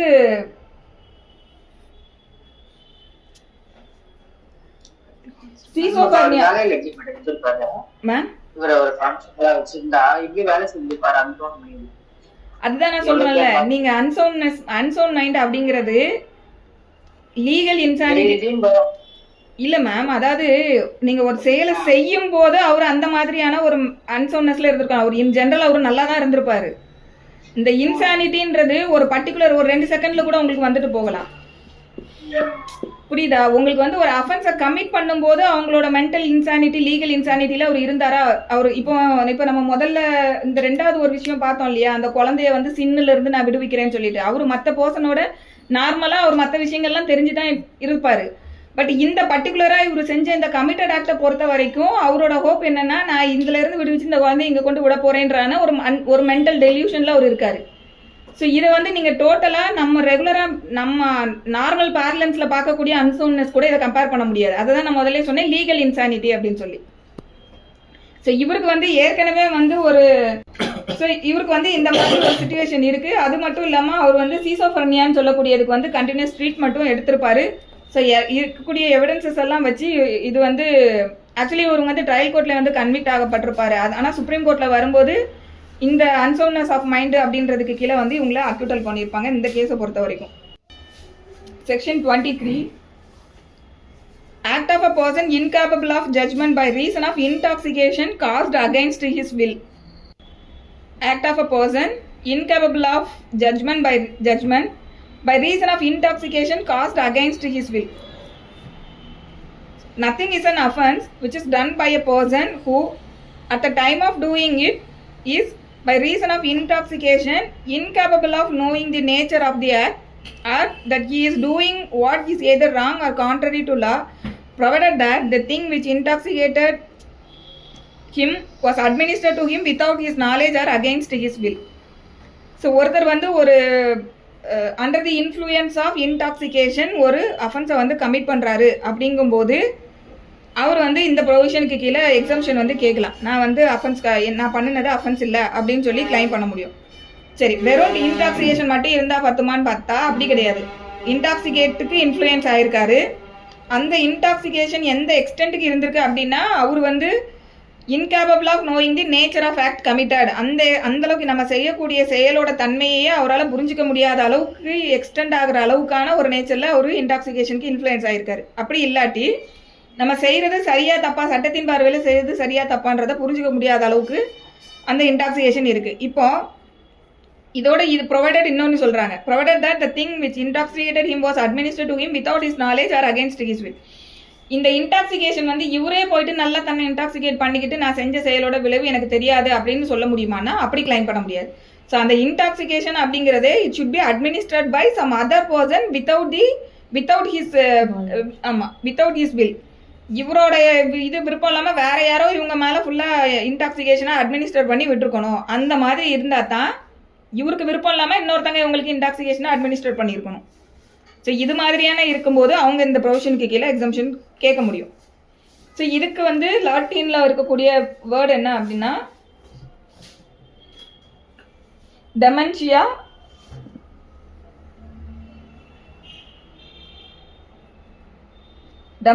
அஃபெக்சியா, DEMENTIA டெமென்ஷியா இல்லை டீமென்ஷியா போட்டுக்கோங்க, எப்படியோ உங்களுக்கு இது பண்ணுற மாதிரி. டீமென்ஷியா அஃபெக்சியா வந்து OFFECTATIA. ஸோ இதையும் வந்து என்னவா கன்சிடர் பண்ணது இல்லை அப்படின்னா இது என்னன்னா form of lunacy in which the function of the mind is temporarily suspended. இதுவும் அதாவது இந்த இன்டாக்சிகேஷனையே வந்து இட்ஸ் ஒரு ஃபார்ம் ஆஃப் லுனான்சி. அந்த லுனான்சி எதனால் வருது அப்படின்னா இந்த லுனான்சி மூலம் டெம்பரவரியாக அவங்களோட மைண்ட் வந்து சஸ்பெண்ட் ஆகுது. பட் இது எதனால் நடக்குது அப்படின்னு பார்த்தோன்னா இங்கே வந்து இன்டாக்சிகேஷன் மூலமாக நடக்கும்போது அது வந்து 23க்கு கீழே அஃபென்ஸாக கன்சிடர் பண்ணப்படாது. ஸோ இந்த டெமென்ஷியா அஃபெக்ஷன்ன்றதை வந்து நீங்கள் இதுக்கு முன்னாடி உள்ள ப்ரொவிஷனுக்கும் நம்ம அந்த மேக்ஸிமம் வந்து எழுதிக்கலாம். அதாவது செக்ஷன் 23 பார்த்தோம் இல்லையா, அதுலேயும் வந்து இதை எழுதிக்கலாம். அதுக்கு மீனிங் என்னன்னா form of lunacy in which the function of the mind is temporarily சஸ்பெண்டட்ன்றது அதுக்கு அர்த்தம். ஸோ இந்த 23க்கு கீழே வந்து கிளைம் பண்ணணும்னா incapable of knowing the nature of act இருக்கணும். அடுத்து that he was doing what was either wrong or contrary to law அப்படின்ற மாதிரி இருக்கணும். And that the thing which is intoxicated him was given to him without his knowledge or against his will அப்படின்னு இருக்கணும். இது எல்லாம் இருந்ததுன்னா இதை claim பண்ண முடியும்.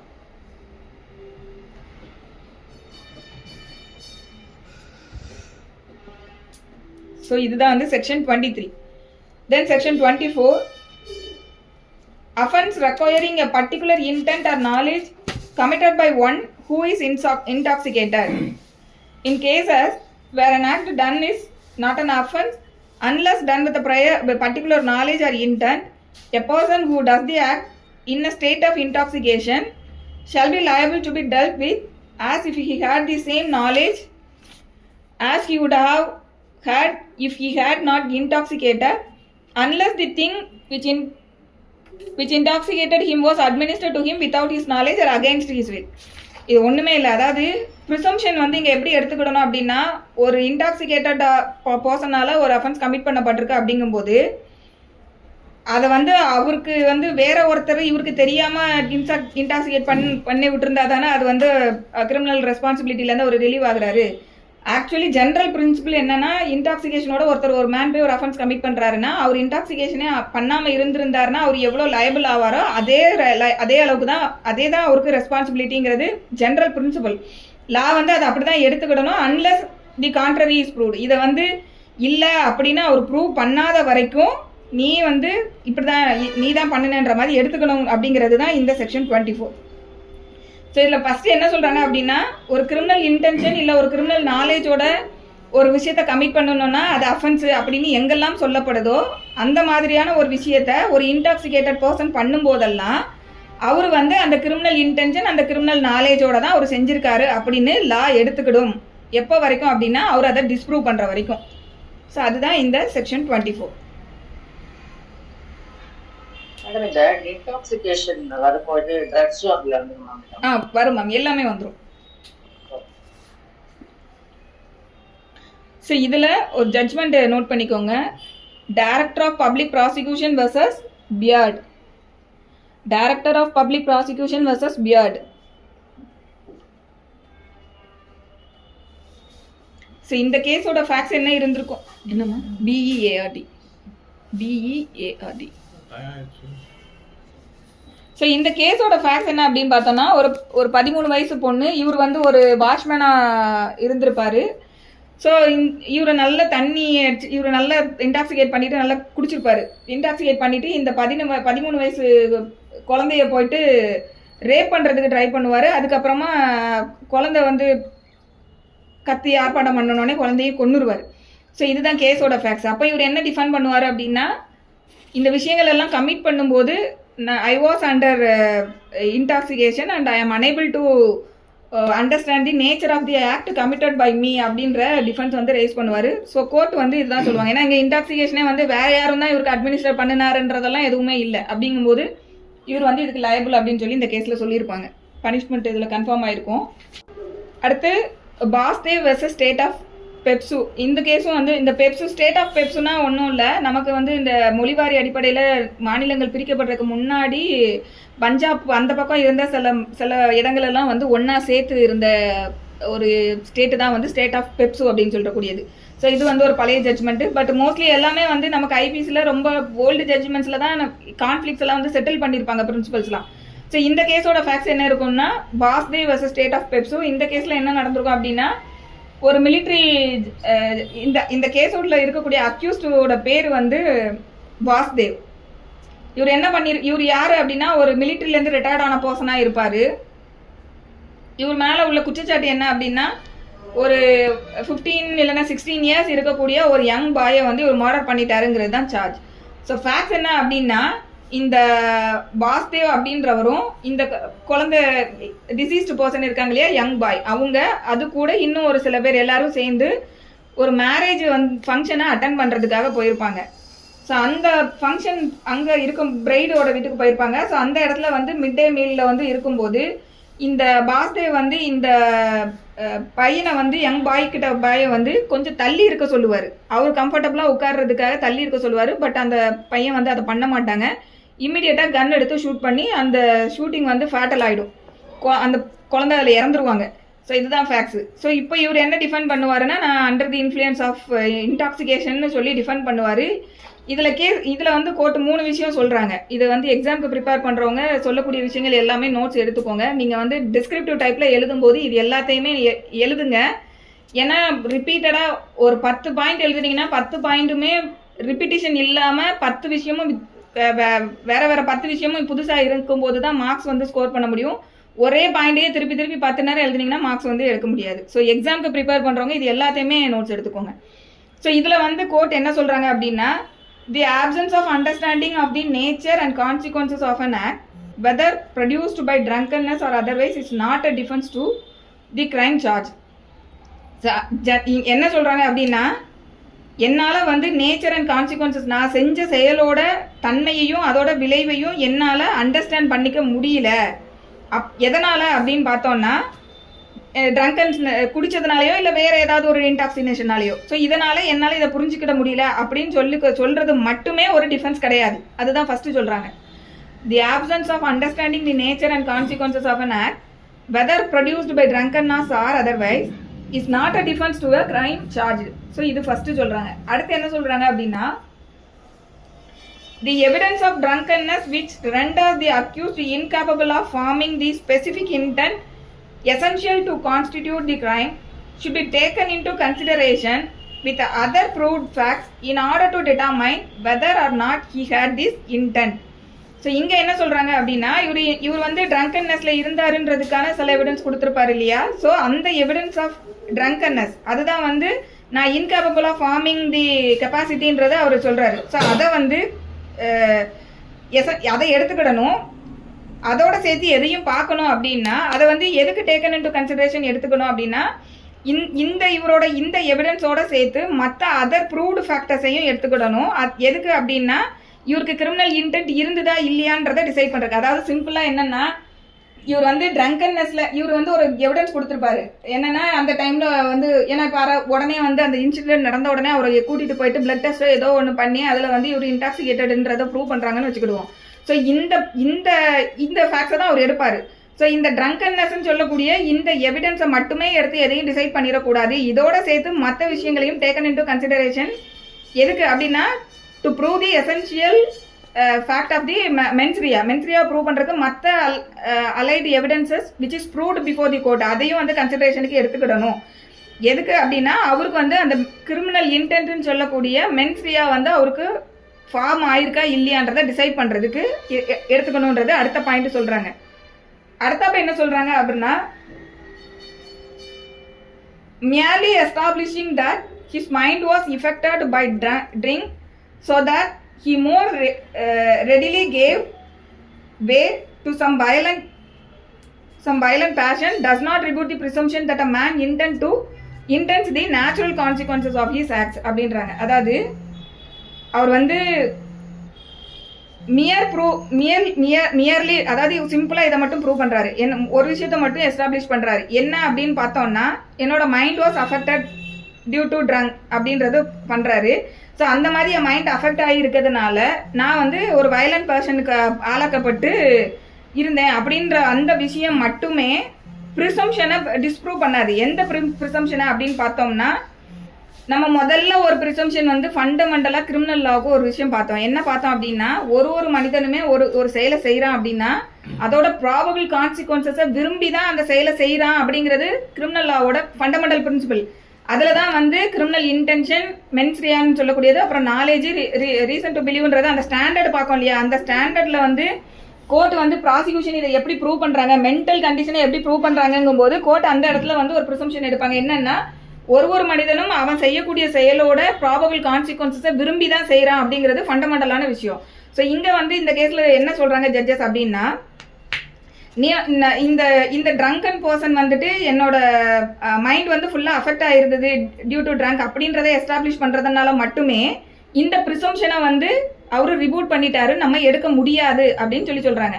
அப்போ எடுக்க முடியாதுன்னா லா இங்கே என்ன ப்ரிசூம் பண்ணுதுன்னா, நீ அண்டர் இன்டாக்சிகேஷன் பண்ணியிருந்தாலும் நீ கில்ட்டி மைண்டோட தான் செயல்பட்டுருக்கங்கிறது ப்ரிசம்ஷன். அப்படிதான் லா எடுத்துக்கிடணுங்கிறது இதில் சொல்கிறாங்க.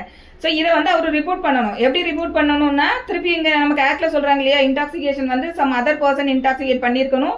அந்த இன்டாக்சிகேஷன் எந்த எக்ஸ்டென்ட்டுக்கு இருந்திருக்கணும்னா, நேச்சரை அண்டர்ஸ்டாண்ட் பண்ணாத அளவுக்கு, இல்லை நான் செய்யக்கூடிய செயல் either right or wrong before the law அப்படிங்கிறத அவரால் புரிஞ்சிக்க முடியாத அளவுக்கு இருந்திருக்கணும். ஸோ இந்த இதை வேற எவிடன்ஸ் மூலமாக அவர் ரிப்போர்ட் பண்ணணுமே தவிர்த்துட்டு மியர் ப்ரூவிங் இன்டாக்சிகேஷன் அப்படின்றது மட்டும் பத்தாது. அது வந்து ஒரு ரிபூட்டல் ஆஃப் ப்ரிசம்ஷனை நம்ம எடுக்க முடியாதுங்கிறது இதில் சொல்கிறாங்க. ஸோ இதுலேயும் வந்து அக்யூஸ்டுக்கு வந்து கன்விக்ஷன் கன்ஃபார்ம் ஆகும். ஸோ இந்த கேஸ்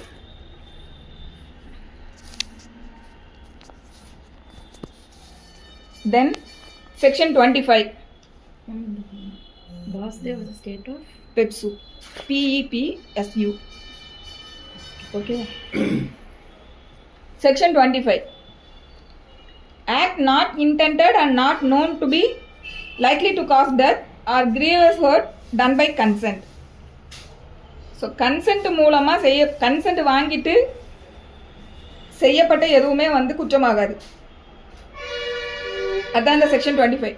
ஒரு செயல் செய்யப்படுது, an act intended and not known to be likely to cause death or grievous hurt done by consent. So section முதல்ல ஃபுல்லாக ரீட் பண்ணிடலாம். nothing which is not intended to cause death or grievous hurt and which is not known by the doer to be likely to cause death or grievous hurt is an offense by reason of any harm which it may cause or be intended by the doer to cause to any person above 18 years of age who has given consent, whether express or implied, to suffer that harm or by reason of any harm which it may be known by the doer to be likely to cause to any such person who has consented to take the risk of that harm.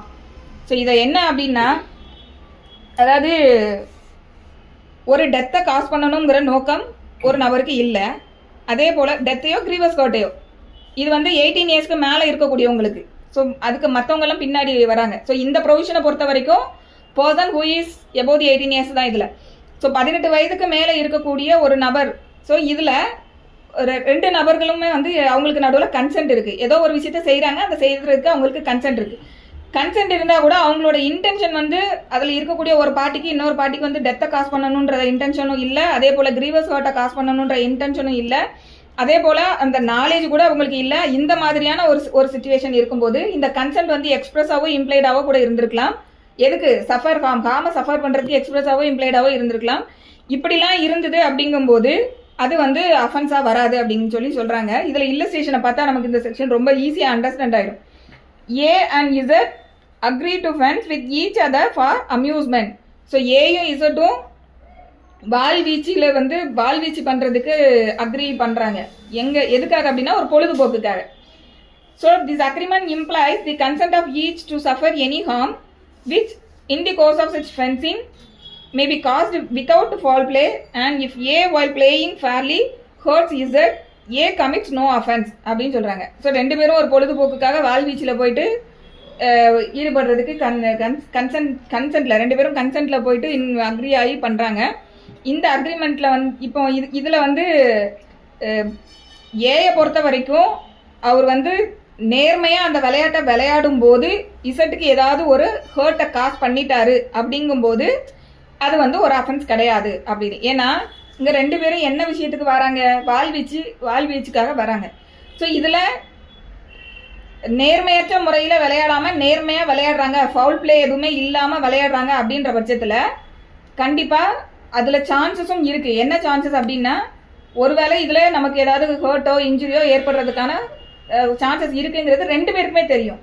ரெண்டு பேருமே தெரிஞ்சு அந்த விஷயத்தில் போய் involve ஆகுறாங்க. அப்படிங்கும்போது அவங்க ரெண்டு பேருமே வந்து அதனால் வரக்கூடிய ரிஸ்க்குக்கு ஹார்முக்கு கன்சென்ட் கொடுத்துருக்காங்க அப்படிங்கிறது லா ப்ரிசியூம் பண்ணுது. ஸோ அப்போ இந்த மாதிரி சுச்சுவேஷனில் இப்போ இந்த வால்வீச்சில் ஈடுபட்ட ஒருத்தருக்கு ஏதோ ஒரு இன்ஜுரி காசு ஆச்சுன்னா அவர் இன்னொரு பர்சன்னால போயிட்டு எனக்கு எதிராக என் மேலே என்னோட பாடிக்கு அகேன்ஸ்டாக கிரீவஸ் ஹர்ட்டோ இல்லை டெத்தோ ஏதோ ஒன்று காசு பண்ணிட்டாங்கன்னு சொல்லிட்டு அதுக்காக லைபிள் ஆவாங்கன்னா கிரிமினல் லைபிலிட்டி அந்த இடத்துல வராது. ஸோ அதுதான் இந்த ப்ரொவிஷனில் வந்து சொல்லக்கூடிய விஷயம். ஸோ கன்சென்ட், இந்த கன்சென்ட்டை பொறுத்த வரைக்கும் செக்ஷன் 25 to 27 and 30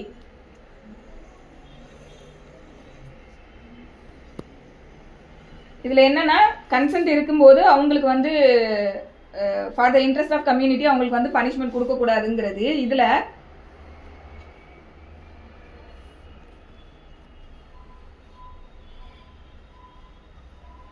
செக்ஷன் 25 பொறுத்த வரைக்கும் இம்யூனிட்டி வந்து எப்படி கொடுத்துருக்காங்க அப்படின்னா ஜென்ரல் இம்யூனிட்டி, அதாவது 18 வயசுக்கு மேலே இருக்கக்கூடியவங்க கன்சென்ட் கொடுத்து அவங்க அதனால் ஒரு ரிஸ்க் அவங்களுக்கு வருது அப்படிங்கும்போது அவங்க வந்து அதுக்கு கிரிமினல் லைபிலிட்டி வரமாட்டாங்க அப்படிங்கிறது வந்து ஜென்ரல் நேச்சரில் சொல்லியிருக்காங்க. செக்ஷன் 26, 27, 30 இதை பொறுத்த வரைக்கும் எப்படி இருக்கும் அப்படின்னா குட் ஃபெய்த்தில் வந்து ஹார்ம் காஸ் பண்ணுறாங்க for the benefit of consenting party அப்படிங்கிற மாதிரி இருக்கும்போது 26, 27, 30 வந்து வரும். அதாவது ஒரு ஆக்ட் வந்து கமிட் பண்ணப்படுது, அந்த ஆக்ட் வந்து குட் ஃபெய்த்தில் கமிட் பண்ணப்படுது. அது எதுக்காக செய்கிறாங்க அப்படின்னா for the benefit of consenting party இல்லைன்னா அந்த பர்சன் வந்து 18 வயசுக்கு கீழே உள்ள பர்சனாக இருக்காங்க அப்படிங்கும்போது கார்டியனோட கன்சென்ட் வாங்கிட்டு குட் ஃபைத்தில் அவங்களோட பெனிஃபிட்டுக்காக செய்யப்படுது அப்படின்னா. ஏன்னா இப்போ 25 பார்க்கும்போது அதில் எந்த விதமான பெனிஃபிட்லாம் எதுவுமே கிடையாது. அவங்க 2 பேர் கன்சென்ட்ல ஒரு விஷயத்தை போய் செய்கிறாங்க. பட் மற்ற இந்த 26 to 30 வரைக்கும் பார்க்கும்போது good faith for the benefit of consenting party or by the guardian நேச்சரில் இது இருக்கும். ஸோ இதில் தான் யார் வருவாங்க அப்படின்னு பார்த்தோம்னா டாக்டர்ஸ், டீச்சர்ஸ், ஸோ அவங்கெல்லாம் வருவாங்க. டாக்டர்ஸ் வந்து ட்ரீட்மெண்ட் கொடுக்குறாங்க இல்லையா, ஸோ அந்த இடத்துல அவங்களுக்கு ஏதோ வந்து ஃபேட்டல் ஆயிடுது, அவங்களோட ஆப்ரேஷன் பண்ணியும் அந்த பேஷண்ட் பொழைக்கல அப்படிங்கும்போது அவங்கெல்லாம் இந்த ப்ரொவிஷனுக்கு கீழே தான் வந்து இந்த ப்ரொடெக்ஷனில் அவங்க வராங்க. அதே போல் டீச்சர்ஸ் பொறுத்த வரைக்கும் குழந்தையோட பெனிஃபிட்டுக்காக ஒரு பனிஷ்மெண்ட் கொடுக்காங்க அப்படிங்கும்போது நம்ம அதுக்கெல்லாம் வந்து கோர்ட்டில் வந்து நிற்க முடியாது. ஆனால் இப்போ சில ஆக்ட்ஸ் வந்து கொண்டு வந்திருக்காங்க, அவங்க எந்த அளவுக்கு அவங்கள பனிஷ் பண்ணலாம்னு சொல்லிட்டு. ஸோ ஸ்பெஷல் ஆக்ட் வரும்போது அது ப்ரிவேல் ஆகும். இன் ஜென்ரல் குழந்தைய வந்து ஒரு இது பனிஷ் பண்ணணும், ஒரு தப்பு பண்ணக்கூடாதுன்ற ஒரு நேச்சரில் பண்ணும்போது அதெல்லாம் இவங்களுக்கு இந்த ப்ரொவிஷன் வந்து அப்ளிகபிள் ஆகும். ஸோ இதுக்கு பின்னாடி இருக்கக்கூடிய பிரின்சிபல் என்ன அப்படின்னு பார்த்தோம்னா, a man is the best judge of his own interest. A man is the best judge of his own interest, and that no man will consent to what he considers injurious to his own interest. அதாவது அவங்கள பொறுத்த வரைக்கும் அவங்கள இன்ட்ரெஸ்ட்டை பொறுத்த வரைக்கும் அவங்களே வந்து ஒரு பெஸ்ட் ஜட்ஜாக இருப்பாங்க. எனக்கு எது கரெக்டு எது சரி அப்படிங்கிறத தீர்மானிக்கிறதுல அந்தந்த மனிதர்கள் அவங்களே, அதுதான் ஃபர்ஸ்ட் சொல்கிறாங்க. Man is the best judge of his own interest and that no man will consent to what he considers injurious to his own interest. So அதனால எந்த மனிதனும் தனக்கு இன்ஜூரியஸாக இருக்கக்கூடிய ஒரு விஷயத்துக்கு யாரும் கன்சென்ட் கொடுக்க மாட்டாங்க. And if a man decides to suffer a harm voluntarily he cannot complain of it. So அந்த மாதிரி இருக்கும்போது அவரே வாலண்டியராக போயிட்டு ஒரு ஹார்முக்கு கன்சென்ட் கொடுக்காரு அப்படிங்கும்போது அதுக்காக இன்னொரு பர்சனை போயிட்டு கம்ப்ளைண்ட் பண்ணக்கூடாது அப்படிங்கிறது தான் பிரின்சிபல். ஸோ இன்னொருக்கா என்ன சொல்கிறேன் எழுதிக்கோங்க. A man is the best judge of his own interest and that no man will consent to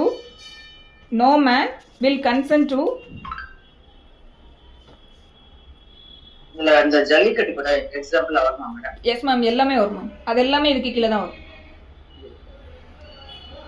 no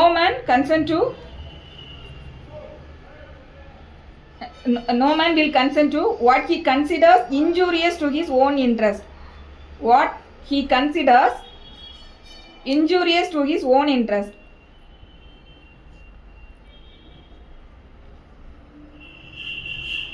What he considers injurious to his own interest, and if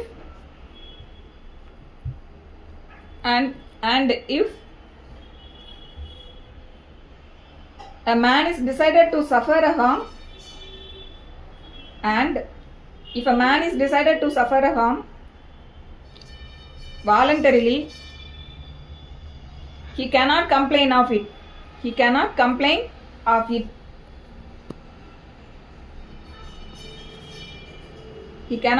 of it when it comes about. எப்போ அது நடக்குதோ அதை அந்த ஹார்மை பற்றிட்டு அப்போ போய் அவரே தான் complaint வந்து பண்ண முடியாது. ஏன்னா அவரே தான் வந்து எல்லாருமே அவங்கவுங்களுக்கு எது நல்லது தீருதுன்னு அவங்களுக்கே தெரியும். அப்படி தெரிகிறவங்க தனக்கு தீங்கான விஷயத்துக்கு தானே கன்சென்ட் கொடுக்க மாட்டாங்க. அப்படி மீறி கொடுக்குறாங்கும் போது அந்த தீங்கு அவங்களுக்கு நடக்கும்போது அவங்க போய் அதை கம்ப்ளைண்ட் பண்ண முடியாது சட்டத்தின் பார்வையில். அதுதான் இது, அதுதான் இந்த பிரின்சிபல். ஸோ இதில் இருக்கக்கூடிய லாட்டின் மேக்ஸிம் எழுதிக்கோங்க. வாலண்டி நான் ஃபிட் இன்ஜூரியா. வாலண்டி நான் ஃபிட் இன்ஜூரியா. வாலண்டி நான் ஃபிட் இன்ஜூரியானா he who consents cannot complain of it. ஹீக்கு பதிலா person போட்டுக்கோங்க. person who consents cannot complain of it. A person who consents cannot complain of it. Volenti நான் ஃபிட் இன்ஜூரியா. அதாவது இசைந்து ஏற்பது தீங்கு ஆகாது. தமிழ்ல சொல்லணும்னா இசைந்து ஏற்பது தீங்கு ஆகாது.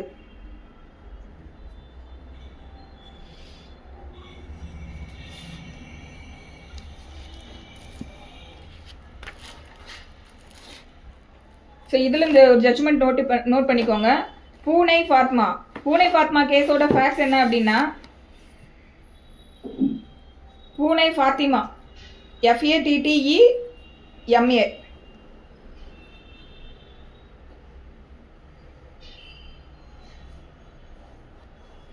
பூனை ஃபாத்திமா கேஸில் அக்யூஸ்ட் என்ன பண்ணியிருப்பாரு அப்படின்னா, அவர் வந்து இந்த பாம்பு வச்சு காமிப்பாங்க இல்லையா, பாம்பை வச்சு அந்த முன்னாடி கொஞ்சம் முன்னாடி பழைய காலங்கள்லாம் பாம்பை கூட்டிட்டு வந்து அதை டான்ஸ் ஆட வச்சு காமிப்பாங்க, இது கடிக்காது நீங்க கையை கொடுத்து பாருங்கலாம் சொல்லுவாங்க இல்லையா.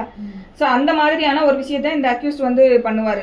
பண்ணும்போது அவர் என்ன பண்ணுவார் அப்படின்னா, பாம்பு வந்து அது ஆக்சுவலி பாய்சனஸ் பாம்பாக இருக்கும், பட் இவர் வந்து பாம்பு கடிக்காது, அப்படியே வந்து கடிச்சாலும் நான் வந்து எனக்கு வந்து அதுலேருந்து உங்களை ப்ரொடெக்ட் பண்ணுறதுக்கான பவர் இருக்குது அப்படின்னு சொல்லிட்டு இது பண்ணி அந்த பாம்பை வச்சு விளையாட்டு காட்டுவார். அதில் இந்த டிசீஸ்டு பர்சன் போயிட்டு பார்ட்டிசிபேட் பண்ணும்போது ஸ்னேக்கு கடிச்சு இறந்து போயிடுவார். ஸோ இதில் அவர் என்ன டிஃபெண்ட் பண்ணுவார் அப்படின்னா, அவரே வந்து இசைந்து வந்து தான் அதில் வந்து பார்ட்டிசிபேட் பண்ணினார், அதனால் எனக்கு இதுக்கு கீழே லைபிலிட்டி இல்லை, கிரிமினல் லைபிலிட்டியை வந்து எக்ஸோனரேட் பண்ணுங்கன்னு கேட்பாரு. பட் கோர்ட் வந்து இதை ரிஜெக்ட் பண்ணிடுவாங்க. இவரை வந்து அந்த கிரிமினல் லைபிலிட்டியிலேருந்து அவரை வந்து கம்ப்ளீட்டாக வந்து அப்சர்வ் பண்ண மாட்டாங்க. இதில் என்ன பண்ணியிருப்பாங்கன்னா, அவருக்கு கொடுத்த பனிஷ்மெண்ட்டை மட்டும் கொஞ்சம் கம்மி பண்ணியிருப்பாங்க, மிட்டிகேட் பண்ணியிருப்பாங்க. என்னென்னா, மர்டரில் வராது, கில்ட்டி வந்து உங்களுக்கு மர்டரில் வராது, பட் கல்பபிள் ஹோமிசைடுக்கு வந்து நீங்கள் லயபிள் அப்படின்னு சொல்லிட்டு. ஏன்னா உங்களுக்கு நல்லாவே தெரியும், நாலேஜ் இருக்குது, பாம்பு கடிச்சதுன்னா நீங்கள் வச்சுருக்க பாம்பு தான் கடிச்சதுன்னா இது ஆகுன்றது தெரியும். ஸோ இந்த இடத்துல வந்து அவர் வாலண்டியராக வந்து தான் பார்ட்டிசிபேட் பண்ணினாரெல்லாம் சொல்ல முடியாது. அவர் சாவணுங்கிற இன்டென்ஷன் வேணால் உங்களுக்கு இல்லாமல் இருந்திருக்கலாம், but what you done is a culpable homicide and you are liable for criminal liability under culpable ஹோமிசைடுன்றதை இதில் சொல்லியிருப்பாங்க.